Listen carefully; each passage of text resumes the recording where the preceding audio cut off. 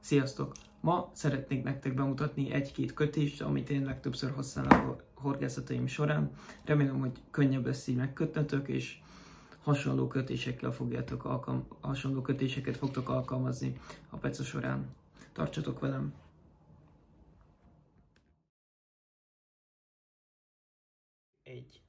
Két zsinór összekötési fajta, bal kezemben egy fekete színben egy 36-os monofil zsinór tartok, a jobb kezembe egy zöld 13-as fonottat. Első lépés, hogy a két zsinort egy ilyen 15-20 centis távolságba egymás mellé helyezzük. Először a fonotból csinálunk egy hurkot alá. Itt alul maradt egy 10 centis részünk a fekete monofil zsinórból. A fonott zsinór a fő zsinórunk minden esetben a videó részében, és a monofil az meg az előke esetleg, vagy a bármi, amit össze szeretnénk kötni. Itt, ahogy összefogjuk a két zsinort, keletkezik egy hurok, ugye, meg a fekete zsinór egyenesen tovább mehet. A huroknak a maradékával elkezdem körbetekerni a fekete monofil zsinórral a fonott zsinórt. Elég ezt 4-szer, esetleg 5-ször megtenni. Mint ezt megtettük, össze lehet ezt húzni szépen. Fontos, hogy mind a két zsinort egyszerre húzzuk. Itt is van a kötés, de ez még nem teljes. Most következik az, hogy rákössük ezt a fekete maradékot. Ugyanígy képzünk egy hurkot, ami felülre fog érkezni a képben. Itt van a fonott zsinórunk, itt van alatta a kötés, és folytatódik itt. Ezt megfogjuk szépen, és így betekerjük felülről, hogyha így nézzük felülről a zsinort. Ez elég 3-4-szer. Ezt megtettük, érdemes a monofil zsinort, hogy ne égjen meg, vagy ne sérüljön olyan könnyen megnyálazni. És ezt megtesszük. Összehúzzuk.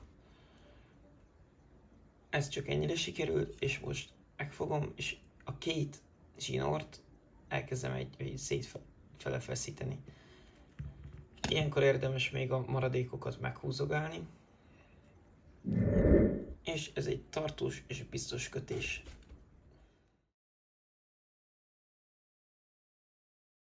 Következő csomónk hasonlóan két zsinór összekötése, mint az előző csomó.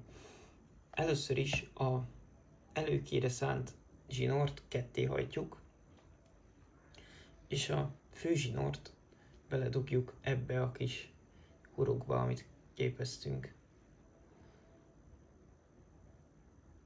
Utána átfogunk, megfogjuk itt ezt a hurkot, és erre elkezdjük rátekerni a fonott zsinórunkat. Fontos, hogy maradjon egy olyan 7-8 centink, amit elkezdhetünk rátekerni. Itt ezt 7-szer érdemes rátekerni.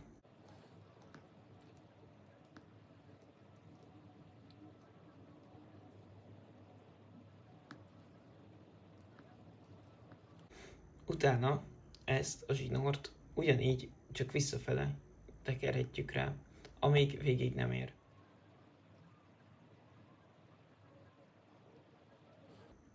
És ha ezzel meg vagyunk, a zsinort visszadugjuk a hurokba ugyanúgy alulról, ahogy kezdő lépésben kezdtünk, és megfogjuk itt két zsinort, és itt is hasonlóan két zsinort, és elkezdjük ráhúzni. Hogyha nem tudjuk erősen ráhúzni, akkor körmünkkel nyugodtan rá tudunk segíteni, hogy össze tudjuk húzni a csomót.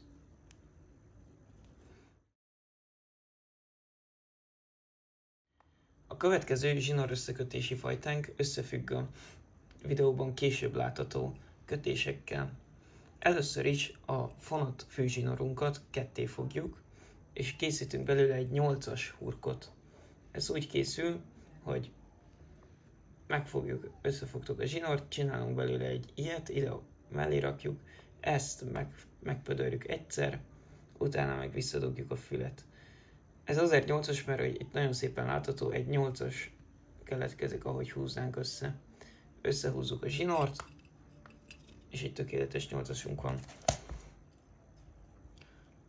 A monofil vagy esetleg fluorokarbon főzsinórunkat beledugjuk ebbe a kis hurokba, és egy sima clean csomóval ráerősítjük, áthúzzuk, hagyunk egy olyan 7-8 centit. Rátekerjük a zsinórra azt a 7-8 centit, ezt is elég olyan 4x5-ször.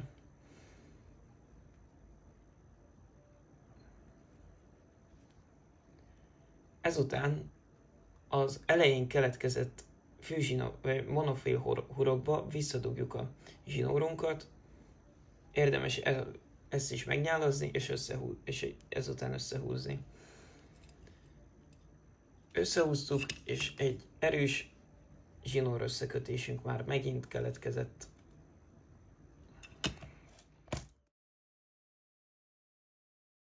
Most következzen egy eléggé univerzális csomó. Ezt a csomót lehet használni a karikás horog rákötésére, a karabiner kötésre, illetve a forgókapocs kötésre. A főzsinórunkat megfogjuk a jobb kezünkbe, és most jelen esetben egy kapocs van nálam. Elég nagyméretű, így jól fogjátok látni. Alulról a kapocsba beledugom a zsinort.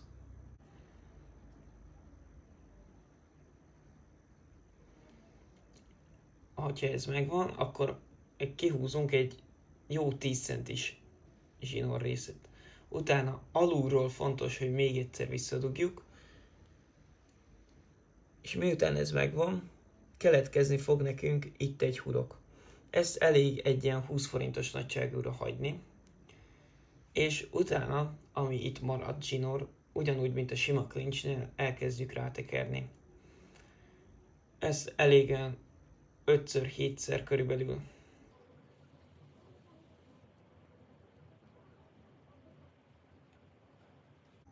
Hogyha ezzel meg vagyunk, akkor itt az elején keletkezett egy kicsi hurkunk, ebbe bele kell dugni.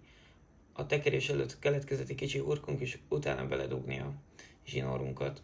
Utána a 20 forintos nagyságú legelsőnek keletkezett fülünkbe beledugni ugyanazt a zsinort, és utána, ami keletkezett ezáltal, hogy beledugtam ebbe a két fülbe a zsinort, abba a fülbe visszadugni.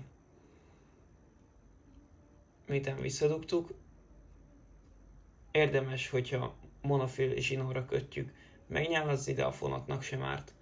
Ilyenkor ezt úgy lehet összehúzni, hogy fogjuk a maradékot, a főzsinort, illetve a végén lévő tárgyat, amire ezt rákötjük. Húzzuk, és egy ilyen szép kötésünk lett a végén. Most következzen a kampókötés.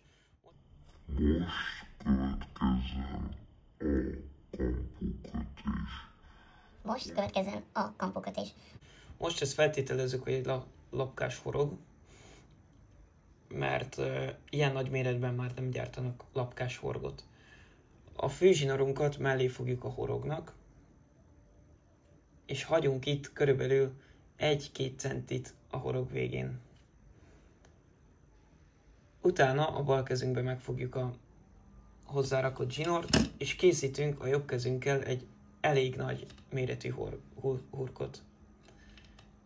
Ezt is hozzáfogjuk, mint a 1-2 centis zsinort, és elkezdjük a hurkot így rátekerni, úgyhogy a horog is, és ez a kis fül is rajta maradjon, benne legyen a tekerésbe. Ezt megcsináljuk minél többször,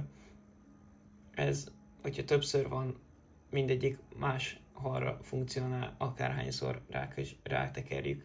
Most én ezt 5-ször rátekerem, utána meghúzom.